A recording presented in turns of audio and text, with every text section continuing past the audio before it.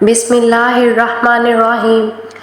السلام علیکم ناظرین، آج کی ویڈیو میں ہم آپ کو بتانے والے ہیں حضرت محمد مصطفیٰ صلی اللہ علیہ وآلہ وسلم کے کتنے بیٹے تھے اور کتنی بیٹیاں تھیں اور ان کے کیا کیا نام ہیں۔ اس طرح کی معلومات زیادہ تر مسلمانوں کو نہیں ہوتی ہے۔ اگر کوئی یہ پوچھ بیٹھے کہ حضرت محمد صلی اللہ علیہ وآلہ وسلم کے کتنے بیٹے اور کتنی بیٹیاں ہیں، اور اگر آپ کو معلوم نہ ہو تو آپ انہیں کیا جواب دو گے؟ ایسے میں کیا آپ شرم سے پانی پانی نہیں ہو جاؤ گے؟ اور اگر آپ اس چیز کا جواب نہیں دے پائے تو آپ کا مسلمان ہونا ہی بیکار ہو جائے گا۔ اسی لیے پیارے ناظرین، آج کی یہ ویڈیو آپ سبھی کے لیے بہت خاص ہے، کیونکہ آج کی اس ویڈیو میں ہم آپ کو حضرت محمد صلی اللہ علیہ وآلہ وسلم کے بیٹے اور بیٹیوں کے بارے میں پوری معلومات دینے والے ہیں۔ اسی لیے آپ اس ویڈیو کو آخر تک ضرور دیکھیں، اور اگر آپ کو حضور صلی اللہ علیہ وآلہ وسلم سے سچی محبت ہے تو کمنٹ باکس میں یا رسول اللہ ضرور لکھیے گا۔ اس ویڈیو کو آپ لائک کر کے اپنے دوستوں میں بھی شیئر کریں تاکہ زیادہ سے زیادہ لوگوں تک یہ معلومات پہنچ جائے۔ تو آئیے چلیے ہم اس ویڈیو کو شروع کرتے ہیں۔ آج کی ویڈیو میں ہم پہلے تو آپ کو حضرت محمد صلی اللہ علیہ وآلہ وسلم کی بیٹیوں کے بارے میں بتاتے ہیں، یعنی کہ آپ صلی اللہ علیہ وآلہ وسلم کی کتنی بیٹیاں ہیں اور ان کے کیا کیا نام ہیں۔ اس کے بعد ہم آپ کو ان کے بیٹوں کے بارے میں بھی بتائیں گے۔ اللہ کے پیغمبر حضرت محمد مصطفیٰ صلی اللہ علیہ وآلہ وسلم کی 4 بیٹیاں تھیں، اور وہ سبھی کی سبھی بیٹیاں حضرت خدیجہ رضی تعالیٰ عنہا سے تھیں۔ پہلی بیٹی حضرت زینب رضی تعالیٰ عنہا۔ پیارے ناظرین، اللہ کے نبی حضرت محمد صلی اللہ علیہ وآلہ وسلم کی سب سے بڑی بیٹی حضرت زینب تھی۔ حضرت زینب جب پیدا ہوئی اس وقت آپ صلی اللہ علیہ وآلہ وسلم کی عمر مبارک 30 سال کی تھی۔ حضرت زینب کا نکاح اپنی خالہ کے بیٹے ابو العاص کے ساتھ ہوا۔ زینب نے اسلام اپنی ماں خدیجہ کے ساتھ قبول کیا، یعنی کہ وہ اپنی ماں حضرت خدیجہ کے ساتھ ہی اسلام میں داخل ہوئی تھی، لیکن ان کے شوہر ابو العاص ابھی بھی مکہ کے کافروں کے ساتھ تھے، اسی لیے وہ پیغمبر حضرت محمد صلی اللہ علیہ وآلہ وسلم کے ساتھ ہجرت کر کے نہیں آ پائی۔ جنگ بدر میں ابو العاص قید ہو کر آئے۔ جب وہ رہا ہوئے اسی وقت وہ حضرت محمد صلی اللہ علیہ وآلہ وسلم سے یہ کہہ گئے تھے کہ وہ حضرت زینب کو ہجرت کی اجازت بھی دیں گے۔ اس وجہ سے حضرت زینب مدینہ جانے کو تیار ہوئیں، لیکن حبار بن اسود نے ایک نیزہ تان کر مارا جس سے حضرت زینب نیچے گری اور ان کا حمل ساقط ہو گیا، یعنی کہ ان کا حمل ختم ہو گیا۔ لیکن وہ کس طرح مدینہ اپنے والد نبی کریم صلی اللہ علیہ وآلہ وسلم کی خدمت میں پہنچ گئی، اور پھر ان کا انتقال 8 ہجری میں ہوا۔ حضرت زینب نے اپنے پیچھے ایک بیٹی حضرت امامہ کو چھوڑ دیا تھا، اور ابو العاص جب مسلمان نہیں ہوئے تھے تب کافروں نے انہیں اس بات پر بہت اکسایا تھا کہ وہ زینب کو طلاق دے دیں، لیکن انہوں نے انکار کر دیا، اور پھر سیدنا زینب کے مدینہ جانے کے کچھ دنوں کے بعد وہ بھی مسلمان ہو گئے تھے۔ دوسری بیٹی حضرت رقیہ حضرت محمد صلی اللہ علیہ وآلہ وسلم کی دوسری بیٹی تھی۔ پیارے ناظرین، حضرت رقیہ رضی تعالیٰ عنہا کی پیدائش اس وقت ہوئی جب حضرت محمد صلی اللہ علیہ وآلہ وسلم کی عمر مبارک 33 سال کی تھی۔ حضرت رقیہ کا نکاح مکہ میں حضرت عثمان بن عفان کے ساتھ ہوا۔ جب مکہ کے کفار ایمان والوں کو تکلیف دینے اور ان پر ظلم کرنے کی حد پار کر رہے تھے، تب دونوں حضرت محمد صلی اللہ علیہ وآلہ وسلم کی اجازت سے مسلمانوں کے ساتھ حبس میں رہنے چلے گئے، جس میں اللہ تعالیٰ نے ان جوڑے کو ایک بیٹا عطا کیا۔ انہوں نے اس کا نام عبداللہ رکھ دیا۔ جب بدر کی جنگ ہوئی تب حضور صلی اللہ علیہ وآلہ وسلم بدر کی طرف تشریف لے جا رہے تھے۔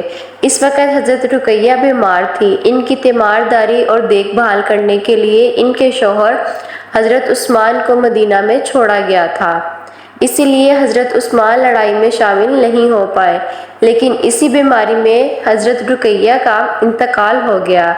جس وقت حضرت زید بن حارث جیت کی خوشی لے کر مدینہ آئے تھے، اس وقت حضرت رقیہ کو دفن کیا جا رہا تھا۔ ان کے بیٹے عبداللہ ان کی ماں کے بعد 2 سالوں تک زندہ رہے۔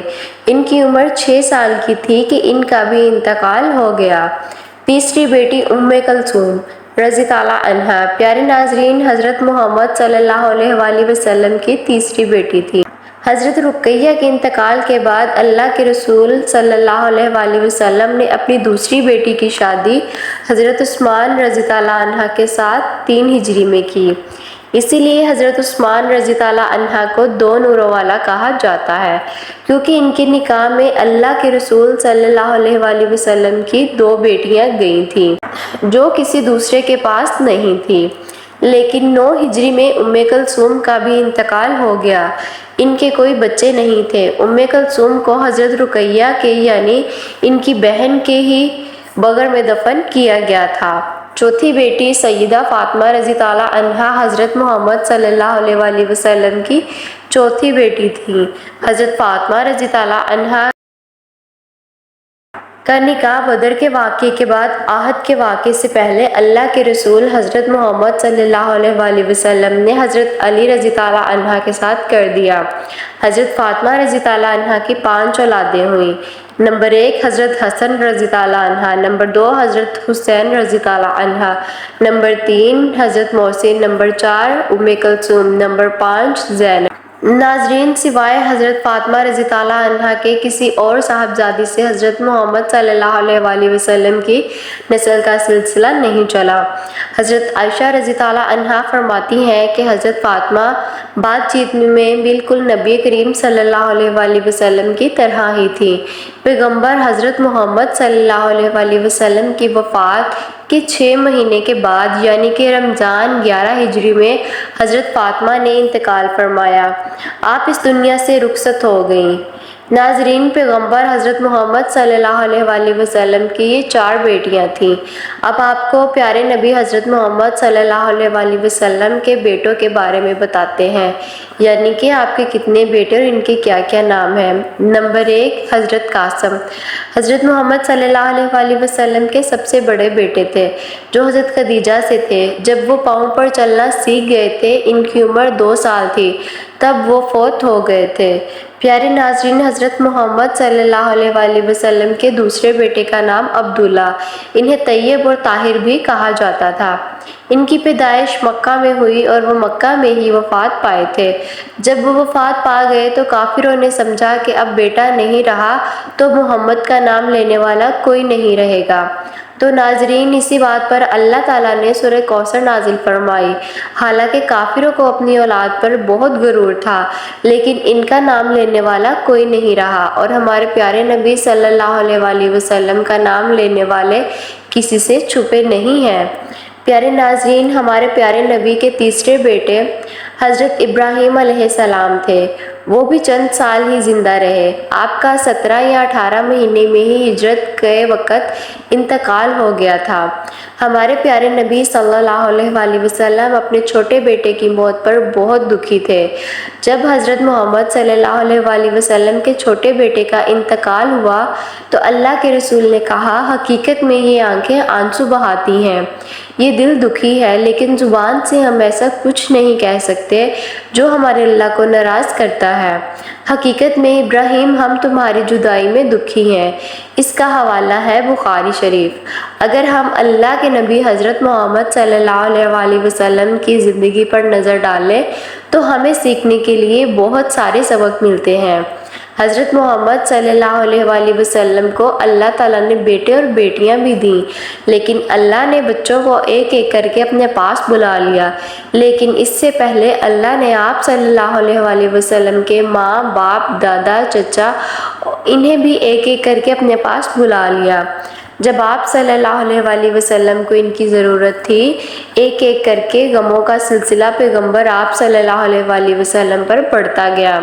آپ صلی اللہ علیہ وآلہ وسلم کی زندگی تمام انسانیت کے لیے نمونہ تھی، اسی لیے اللہ کو سامنے رکھتے ہوئے صبر کیا اور ہم سب کو یہ سبق دیا کہ اگر تم پر کوئی مصیبت پڑے تو اس پر صبر کیا جائے۔ پیارے ناظرین، امید کرتی ہوں آپ کو یہ معلومات ضرور اچھی لگی ہوگی۔ ویڈیو اچھی لگے تو لائک کر دیں، چینل کو سبسکرائب کرنا مت بھولیے گا۔ اللہ رب العزت آپ کا میرا حامی و ناصر، دعاؤں میں یاد رکھیے گا۔ اللہ حافظ۔